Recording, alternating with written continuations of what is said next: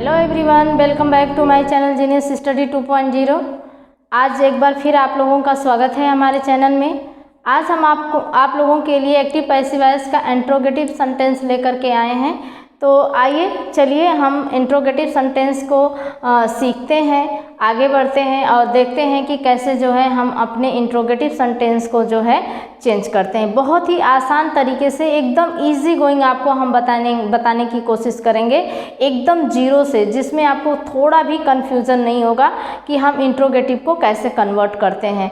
तो उम्मीद है कि आप लोगों को मेरा ये एफर्ट आप लोगों को जो है अच्छा लग रहा होगा, या थोड़ा सा भी हमारी मेहनत आप लोगों को लग रही है कि आपके लिए हमने किया है।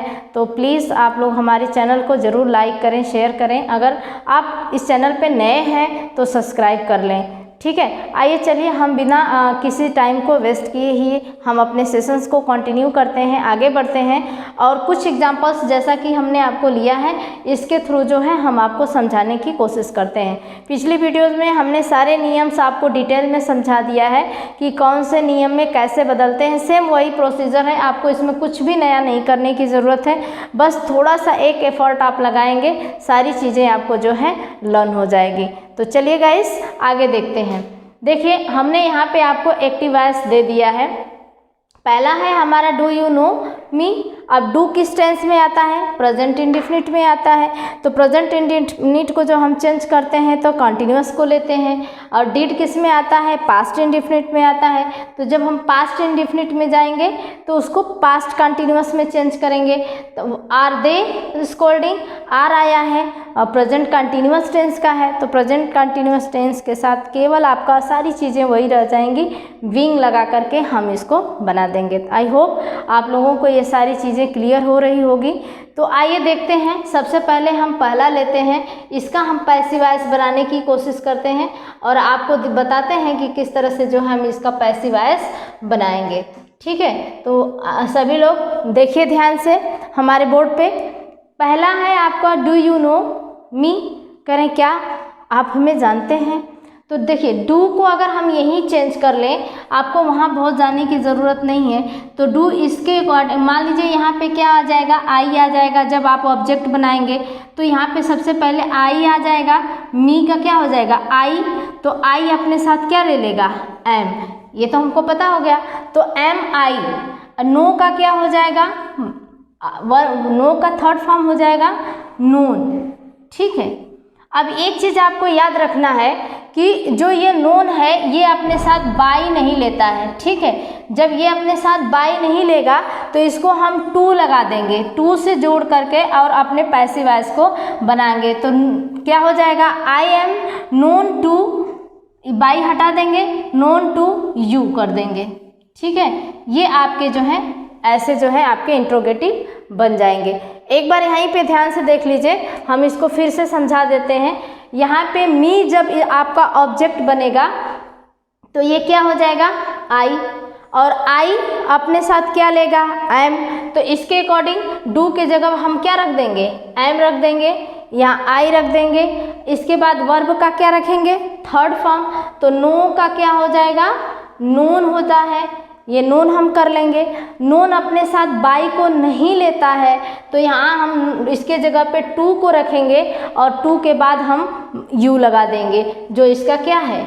ऑब्जेक्ट है। ये आपका स्पेशल रूल है, इस पर आप ज़रूर फोकस करेंगे। अगर ये आप फोकस नहीं करेंगे तो फिर बाई जैसे यहाँ पे आप लगाएंगे, यहाँ पे जैसे आप बाई का यूज करेंगे देन ये आपका सेंटेंस क्या हो जाएगा? रॉन्ग हो जाएगा। आइए चलिए इसी के अगले में हम एग्जाम्पल देखते हैं डिड का। आप जानते हैं कि जो डिड है इसको हम क्या करते हैं? पास्ट कंटिन्यूअस में बदलते हैं। डिड को जब हम पास्ट कंटिन्यूअस में बदलेंगे तो इसके अकॉर्डिंग यहाँ पे क्या होना चाहिए? वाज होना चाहिए। या इसके यू के अकॉर्डिंग बदलेंगे तो यहाँ पे क्या होना चाहिए? वर होना चाहिए, ठीक है। तो हम सीधे क्या कर दें? वर और यू को यहाँ लाएंगे तो ये यू हो जाएगा, ये तो चेंज होना नहीं है। तो वर यू। अब यहाँ टेल का क्या हो जाएगा? टोल्ड हो जाएगा। टेल का क्या हो जाएगा? टोल्ड हो जाएगा। और टोल्ड के बाद देखिए आप क्या लगा देंगे? ही है तो बाय हिम कर देंगे। क्या कर देंगे? By him. कितना आसानी से जो है आपका यहीं पे बदल जा रहा है। यहाँ पे भी देख लीजिए, यहाँ पे भी हम आपको समझा दे रहे हैं। एक बार आप यहाँ देख लीजिए, देखिए अगर हम इसको क्या यू के अकॉर्डिंग रखेंगे तो यहाँ पे हमारा क्या हो जाएगा, डिड जो है किस में बदल जाएगा, वर में बदल जाएगा। तो यहाँ हम वर कर दिए। वर के बाद यहाँ पे क्या लगा, ऑब्जेक्ट, इसका जो सब्जेक्ट ऑब्जेक्ट है ये सब्जेक्ट में बदलेगा तो यू हो जाएगा। और यहाँ पे देखिए ये वर्ब टेल है तो इसका थर्ड फॉर्म क्या हो जाएगा, टोल्ड हो जाएगा। यहाँ पे हम टोल्ड लगा देंगे। और टोल्ड के बाद अब बचा पैसिव वॉइस का ऑब्जेक्ट ही, तो बाय लगा करके इसको हम क्या कर देंगे, हिम कर देंगे।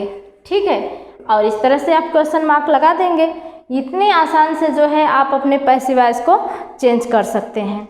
दूसरा आप आइए देखिए, आपका प्रेजेंट कंटिन्यूअस टेंस है तो आप यहीं देख लीजिए, इसमें तो आपको एकदम कुछ नहीं करने की ज़रूरत है। आर है, ठीक, ये जब आप हर यहाँ पे करेंगे, हर आपका जो है पैसिव वॉइस बनेगा तो हर का यहाँ पे क्या हो जाएगा, सी हो जाएगा। ठीक, तो जब सी हो जाएगा तो इसका जो आपका हो जाएगा ये क्या हो जाएगा, इज सी। अब ये आपके बीइंग लेगा अपने साथ, आईएनजी बीइंग लेगा। बीइंग के बाद वर्ब का सेकंड फॉर्म क्या हो जाएगा, स्कॉल्ड हो जाएगा। स्कॉल्डिंग का स्कॉल्ड ही रहेगा। ठीक, यहाँ पे स्कॉल्ड हो जाएगा और फिर आप लगा देंगे बाय देम।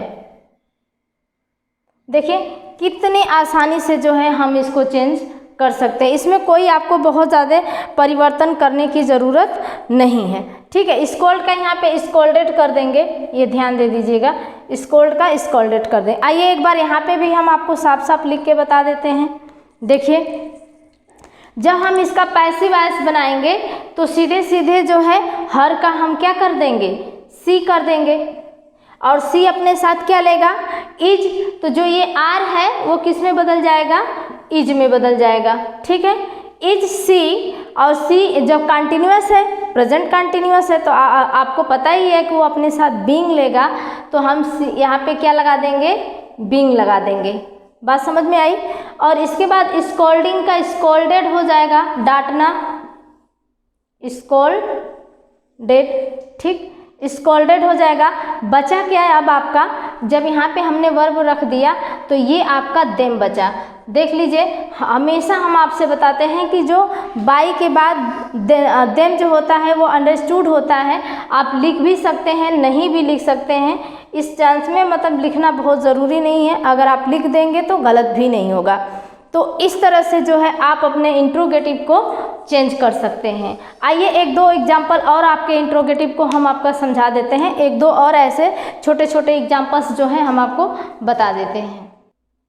चलिए कुछ और एग्जाम्पल्स हमने लिया है, इसको भी देख लीजिए। और कुछ क्वेश्चन वर्ड हमने लिया है, क्वेश्चन वर्ड के जो रूल हैं वो बताने की कोशिश की है। तो आइए देखिए, पहला है have you not ordered food at. At का मतलब ये निगेटिव सेंस अब तक होता है। ठीक है, कि क्या अब तक तुमने भोजन का ऑर्डर नहीं कर चुके हो, अब तक तुम भोजन का ऑर्डर नहीं कर चुके हो। तो इसको जब हम बनाएंगे तो आप ध्यान देंगे कि सबसे पहले हम क्या करेंगे, फूड। फूड हमारा क्या है, ये हमारा ऑब्जेक्ट हो जाएगा। तो सबसे पहले हम इसको बताते समय हैव है तो फूड के साथ हम क्या लगा देंगे, हैज़ लगा देंगे। ये क्या लगेगा, हैज़ लगेगा। हैज़ द फूड कर देंगे, द फूड।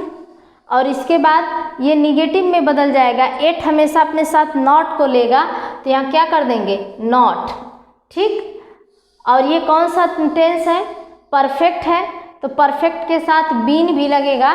तो हैज़ द फूड नॉट क्या हो जाएगा, बीन ऑर्डर्ड। ये थर्ड फॉर्म लगेगा यहाँ पे, ऑर्डर्ड। ठीक, अब देखिए यहाँ पे हमने आपको बताया है कि बाय यू आप लगा सकते हैं, इसके साथ आप बाय यू लगा भी सकते हैं और नहीं भी लगा सकते हैं। तो आप यहाँ पे लिख लीजिए बाय यू। ठीक, इसके बाद आप एट का यूज कर सकते हैं या नहीं। बाय यू लगा करके एट का यूज करिए, या फिर बाय यू को न लगाइए, केवल एट लगा दीजिए, तो भी आपका सेंटेंस क्या हो जाएगा, सही हो जाएगा। ठीक है, क्लियर है सभी लोगों का। अब दूसरा देखिए, दूसरा टेंस जो है, अब इसका एग्जाम्पल हम देख लेते हैं। इसका एग्जाम्पल आप देखिए, इसमें जो वाई है, हाउ है, इसको हमें नहीं चेंज करना है, वो जैसे है वो ऐसे ही रहेगा, चाहे वो कोई भी आपका बने, ठीक है। तो इस कंडीशन में सबसे पहले हम इजीली जो है वाई को क्या कर देंगे, लिख लेंगे। और इसमें ये देख लेंगे क्या है, हिम है, ठीक है। तो हिम क्या हो जाएगा, ही हो जाएगा, ये भी ध्यान दीजिएगा। हिम क्या हो जाएगा, ही हो जाएगा। ही वाई, हाँ यहाँ पे सॉरी, वाई के बाद क्या हो जाएगा, विल। और इसमें तो दिक्कत है नहीं, ज़्यादातर आपका क्या आता है, विल ही आएगा और इसके बाद ही हो जाएगा, ठीक है। तो वाई विल ही।